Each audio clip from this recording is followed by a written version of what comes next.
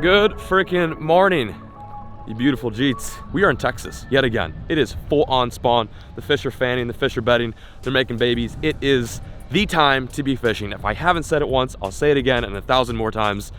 This is big bass season. I am linked up with Matt from SB Fishing and his buddy James. They are doing a 50-state tour right now. Absolutely insane. If you haven't subscribed, be sure to check the link in the description below. But they are, hey, thanks guys, take care.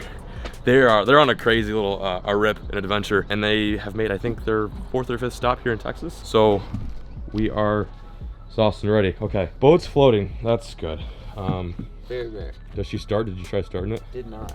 Okay, well that's the second part. Fingers crossed. Probably should trim down when. Great way to overheat your engine. Game plan.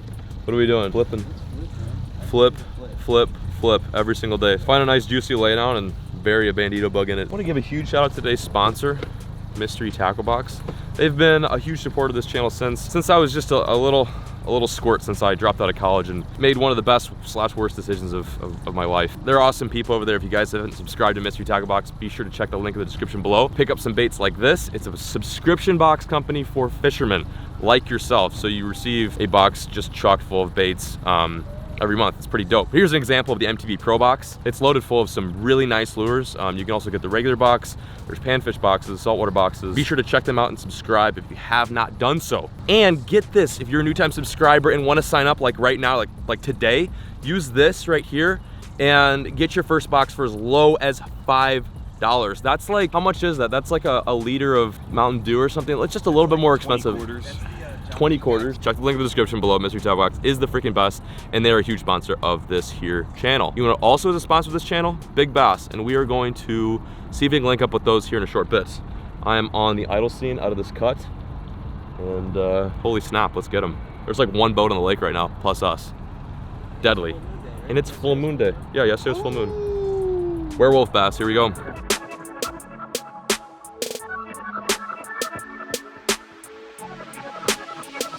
All right, boys, we're gonna make it happen today. Let's get some freaking bites. 14 pounder is maybe in our near future. I hope so. Cool, so we're doing it. We're in the zone.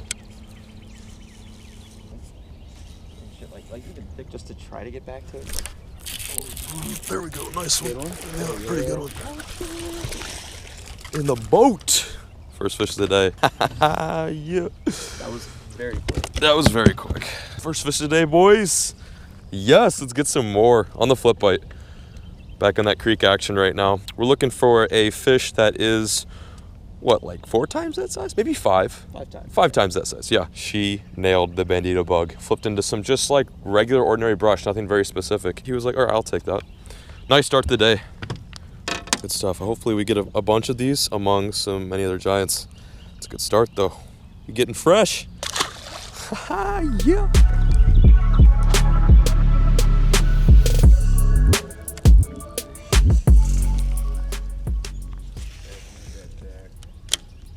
There she is.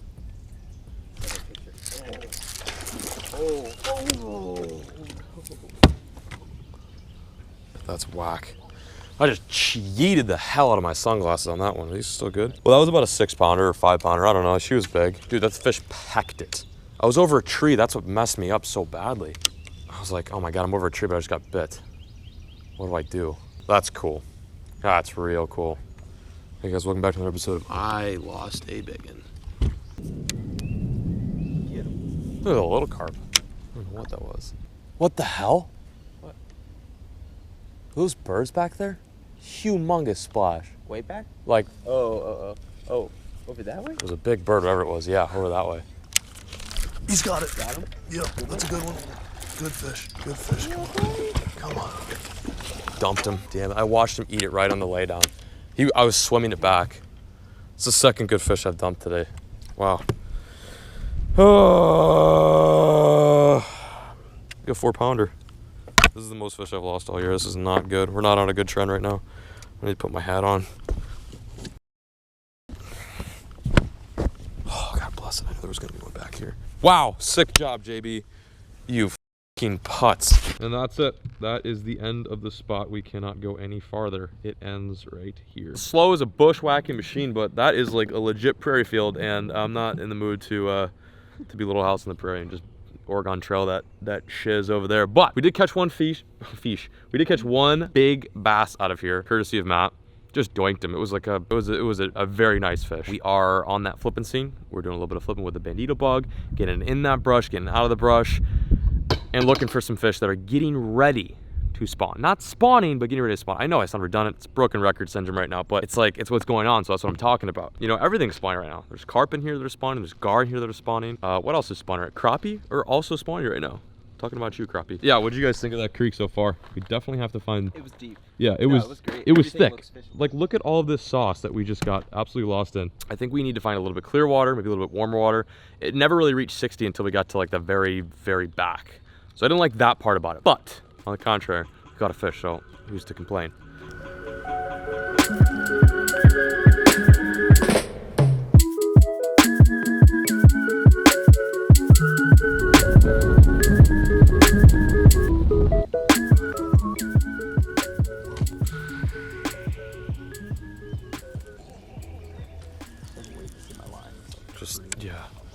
Yeah, they hang off the bank in this creek too. Like I would work all the way to the boat. There's one. Good fish, man. Oh God, good fish. Oh wait, I don't know if he's that big. That's a good one. Just get the net, just cause. Yep. That's a pretty good one. Yes. Oh, redemption. Put her there. Thanks for the net job. Of course. Still solid. That one wasn't going anywhere. I was like, yeah, they sit off a bank a bit. I missed my cast completely. I'm off the bank, and out comes a stud. Switching up colors. I went from a blue baby to a black and blue. You can take the motor for a sec. I'm gonna mess with this Jimmy here. I think that's probably close to 5 pounds. Like, that is a chunky fish. One tap and he was just on. So what we're looking for right now, just a quick tip for you guys, is we're looking at their tails. The tail of a fish this time of year can tell you a lot. It can tell you whether or not that fish is getting ready to spawn, spawning, or pre-spawn. This fish has a very clean tail. It doesn't look like it's been rubbing up against anything, and I'm gonna guess this is probably a fish that has just moved up and getting ready to do the spawn. I'm gonna pull up a picture for example, but if you see a fish with a tail that looks like this, then you know that fish is on a bed and is full spawn mode. In that case, you know, you need to fish shallower. You need to really take your time and fish all those stumps and such. I'm gonna give it a dip, a little drink, and then we're gonna put her on the scale. Do you have a scale? Ooh, she's been caught before. All right, 4.8. Nice. Solid. Yeah. Nice fat fish. Oh my goodness, look at that ball of meat. Back down she goes. All right, boys, let's get some more. So we got a 4.8, 5.9. Was probably 3. Yeah, that first one's probably like 2 something, 3. I'm liking the way this is going. This is like the first spot in the creek too. Right. Yep.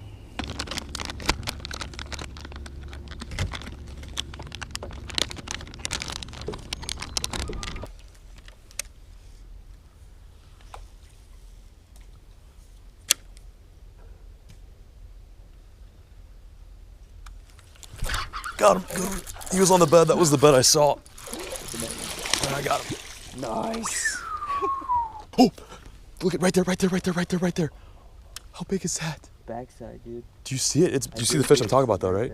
That's a fish. That is a fish. Check it out. We found this creek way back in another creek. It's like a creek connected to a creek. It's like a baby creek on a bigger creek, and they are on beds. The key, I think, is to stay far away from this brush in which they're bedding on and make a cast. Dude, as soon as I got to where I saw like the little divot, it was like, boink, he hit it once and he was just on. But the problem is we have to be so damn quiet. Like, look at, if I move even too much, that makes a ripple on that side and then it reflects over to this side. It's just kind of a scary place to be fishing, and we're seeing some pretty large fish. So we gotta be like super stealth, James Bond 007 mode. Check out that fish, nice male. I'm sure the female of this guy is probably pretty big too. That's not a small male. Is that not recording? Oh yeah, we're recording, nice. See you, Chief.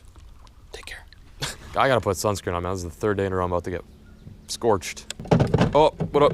What up, Brock? What up, Brock? Brock, I'd like you to meet my friend, Minn Kota Prop, Brock. There we go. We are bowling. We are, yeah, very tasty. Oh, about to hit again. No, we're good. All right. Do a little spot bouncing at the moment. Matt, James, and I have returned to an area where we caught some fish. It's just like one of those things where there's not too many spots in this lake that at least I know of, so we're going to the spots that I've had a lot of productivity at. So in other words, I'm scrambling. I'm looking for a bite, okay? I'll just admit it. There it is. I do know that this spot produces big fish. I've caught some very large LMBs out of this here playing field, and I've switched to a little number called the Trash Master. It's essentially, it sounds pretty crazy, but a completely 100% weedless jig, like a skirted jig. It's strange. It's like got like a grass head. You got this tiny skirt, and then you got this big heavy-duty EWG. It's like a way to do a lot of flipping without a ton of snagging, which is so nice because when you're throwing a jig and brush, it's constantly getting hung up, it's constantly getting snagged, and you're just not catching fish. So yeah, this is the first time I've ever used this in Texas. I did get a chance to use this in Mexico, and it's a deadly little number. They make a little swim jig one too. This is a 3/8 ounce. Yeah, it's a juice. You guys can get this on shopcarls.com right now. And if you sign up now, you get a chance to save up to 30% off your baits. You could get this little number for less than retail price. But I like it. We're gonna try in the back of this creek. As you can tell, it is grassier than a mofo. So we're just gonna dip, dodge, duck, and dive our way through the honey hole. And if we get one more bite apiece and they're big bites, I'll be mega stoked. Beyond mega stoked, I'll be really frothed up. So in other words, please, Trash Master, put it in the boat. SB is in the zone. Locked and loaded. I am not fishing right now. I'm sitting down because what I just experienced was probably the most invigorating bite I'll probably get all season. Yep. Oh my gosh. Oh my gosh. Oh my gosh. Oh my gosh. I'm not gonna ruin the surprise for you guys, but if you wanna check it out, go to Mystery Tackle Box's channel. I'll also leave that linked as to where you can subscribe to MTB Pro Box and all the other boxes they have. I also wanna turn the camera on to let you guys know that it is the final countdown, fourth quarter. This is it, Hail Mary time. And the water temp, get this, is 64.3 degrees. This morning, the water temp we were fishing was right around 59, 58. It's so wild how here in Texas, when that sun comes out, when it heats up, it can completely change a lake. Like the lake will just turn on. But anyway, that's beside the point. Flipping is still the game. Yeah, my head's like scrambled eggs right now. I just don't even know what to say. But I'm hoping that SB can just get a freaking toady because he is in the zone.